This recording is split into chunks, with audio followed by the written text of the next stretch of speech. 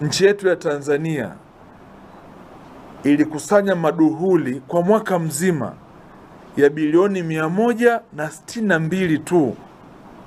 Baada ya kufanya marekebisho ya sheria ya mwaka 2017, tukaanzisha masoko ya madini na vituo vya ununuzi.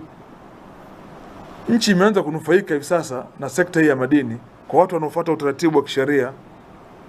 Makusanyo yetu ya mwaka jana, mwaka wa fedha ambao tumeingiza katika mfuko mkuu wa serikali, yalikuwa ni shilingi bilioni 753 kutoka shilingi bilioni 162 ya mwaka 2015-2016.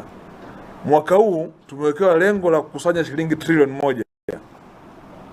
Mpaka leo ninavyozungumza nanyi, tarehe 23 mwezi wa 5 mwaka 2025, tumeshakusanya shilingi bilioni 925